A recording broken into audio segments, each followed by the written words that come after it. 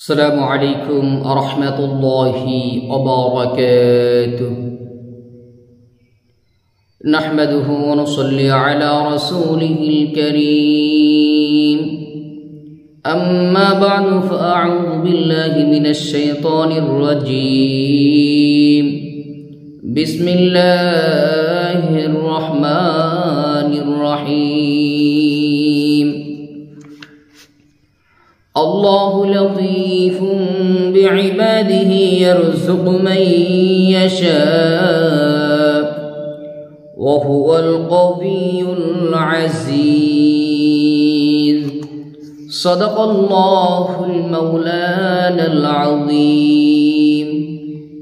সম্মানিত দিনী ভাই ও বোনেরা, আপনারা সকলেই কেমন আছেন?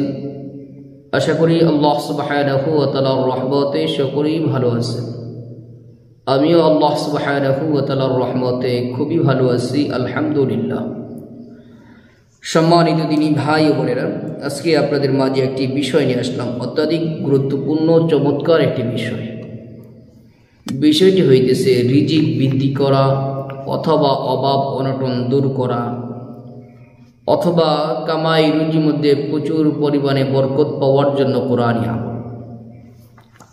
যাদের অভিযোগ যে আমি কামাই রুজির মধ্যে বরকত পাই না, অভাব অনটন সংসারে লেগেই থাকে, তাদেরকে অনুরোধ করব, আজকে 3টা আমলের কথা বলবো। এই 3টা আমল থেকে যে কোনো একটা আমল আপনি করে দেখেন, আল্লাহ সুবহানাহু ওয়া তাআলা উত্তম রিজিকের ফয়সালা করে দেবেন ইনশাআল্লাহ। যদি কারো পক্ষে সম্ভব হয় 3টা আমল করার, আলহামদুলিল্লাহ 3টা আমল করতে পারেন, আপনি অতি সহজেই কামাই রুজির মধ্যে সর্বোচ্চ বরকত পাইবেন এবং আপনি এটা অনুভব করতে পারবেন যে আল্লাহ তাআলা কিভাবে আপনাকে বরকত দিতেছে, কোথায় থেকে কিভাবে ইনকাম হইতেছে, এটা আপনি কল্পনাও করতে পারবেন না, আল্লাহ ব্যবস্থা করে দিবেন। 1 নম্বর আমল, জুমার নামাজের পরে। জুমার নামাজের পরে কেউ যদি একটা কাগজের মধ্যে 35 বার গনে গনে এই শব্দগুলো লেখে, এরপর ওটা নিজের সাথে ধারণ করে নিজের কাছে রেখে দেয়, তো আল্লাহ তাআলা জাল্লা শানুহু তাকে অদৃশ্য থেকে রিজিক দান করবেন, যেটা সে কল্পনা করতে পারবে না। কি লিখবেন? প্রথমে লিখবেন মুহাম্মাদুর রাসূলুল্লাহ, আহমাদুর রাসূলুল্লাহ, মুহাম্মাদুর রাসূলুল্লাহ, আহমাদুর রাসূলুল্লাহ। এই 2টা কালেমা আপনি 35 বার লিখবেন, নিজের সাথে রেখে দিবেন। এটা হলো 1 নম্বর। 2 নম্বর, প্রতিদিন মাগরিবের নামাজের পরে এবং ফজরের নামাজের পরে সূরা ইয়াসিন একবার এবং সূরা ওয়াকিয়া একবার, সূরা ইয়াসিন একবার, সূরা ওয়াকিয়া একবার, সকালে এবং সন্ধ্যায় 2 টাইম পাঠ করবেন। দেখবেন আল্লাহ তাআলা কিভাবে আপনার কামাই রুজির মধ্যে বরকত দিতেছে, আপনি কল্পনাও করতে পারবেন না। 3 নম্বর,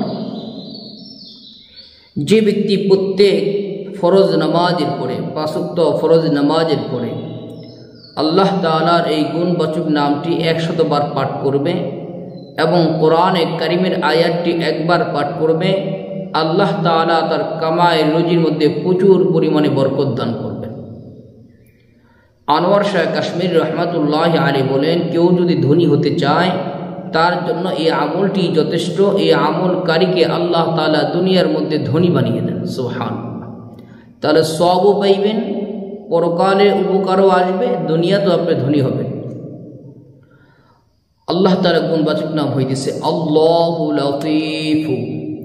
প্রত্যেক ফরজ নামাজের পরে কয়েকবার ইস্তিগফার ও দুরূদ শরীফ পাঠ করে আল্লাহু লতীফ, আল্লাহু লতীফ, আল্লাহু লতীফ 100 বার পাঠ করবেন। 2-3 মিনিট সময়ের প্রয়োজন মাত্র। 100 বার পাঠ করা হয়ে গেলে একবার এই আয়াতি কারিমাটি পাঠ করবেন, আল্লাহু লাতীফুম বিইবাদিহি ইয়ারযুকু মান ইয়াশা ওয়া হুয়াল কাবিয়্যুল আজিজ। এই তিনটা আমলে কথা বললাম, তিনটা আমলই পরীক্ষিত, তিনটি আমলই আমলিয়াতে কাশ্মীরের ভিতরে, আমারে কোরআনের ভিতরে এবং আরও অন্যান্য যে মাসনুন যে কিতাবগুলো আছে এই কিতাবের ভিতরে আসছে। তানবীহুল গাফিলিন কিতাবের ভিতরেও এই আল্লাহু লাতীফু এই আমলের কথাটি এসেছে। আল্লাহ তাআলা আমাদেরকে এই আমলগুলো করার তৌফিক দান করুন, আমিন। এবং আমরা দুনিয়ার মধ্যে যে কোনো সমস্যার সম্মুখীন যখনই হব তখনই কোরআনে আমল করব।